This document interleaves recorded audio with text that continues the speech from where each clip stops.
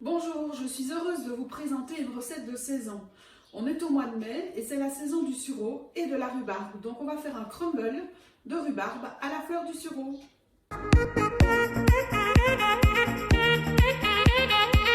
Pour cette recette, vous avez besoin de 500 g de rhubarbe, une pomme, 100 g de sucre, j'utilise le sucre de canne roux, 50 g de farine sans gluten, 50 g de poudre d'amande, 2 cuillères à soupe de purée d'amande et évidemment 5 corymmes de sureau.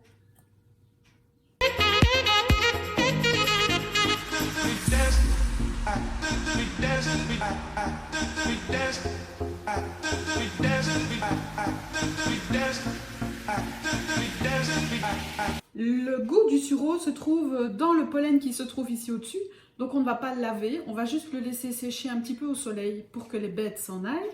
Et on va couper le moins possible de verre et couper les petites fleurs dans le mixeur pour le mixer avec le sucre. Le sucre prendra ainsi le goût du sureau. On ajoute le sucre. Voilà, on le verse doucement et on va le mixer avec les fleurs. Le sucre est prêt et on le réserve pour les différentes préparations. On va maintenant éplucher la rhubarbe et la couper en petits dés. On va mettre la rhubarbe dans le plat que vous avez prévu pour le four. Pas trop de vaisselle, c'est mieux. On ajoute une pomme à cette préparation. Comme j'ai choisi une pomme bio, je vais juste enlever la mouche, les pépins. Et c'est tout, je ne vais pas l'éplucher, je vais la couper en petits dés pour l'ajouter à la rhubarbe. Je mélange la moitié du sucre avec le mélange rhubarbe-pomme qui est dans mon plat.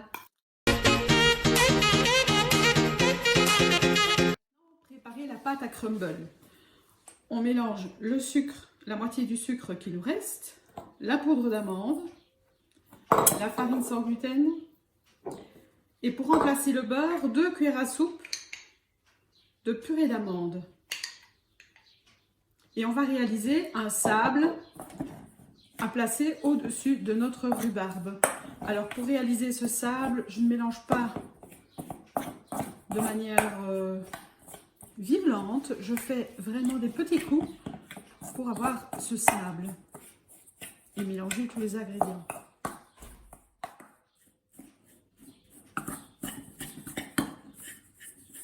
Il commence à se former, ça commence à être joli. Quand toute la farine ne se verra plus, on pourra mettre cette préparation au-dessus de la rhubarbe et glisser au four pendant une demi-heure à 180 degrés.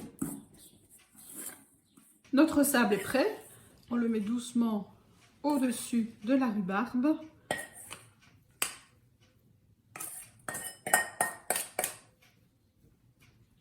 Et on enfourne. Le crumble est prêt, il est bon à déguster. Vous pouvez l'accompagner de crème anglaise ou de glace à votre goût.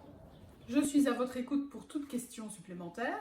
Merci de votre attention. Vous pouvez me suivre sur les réseaux sociaux.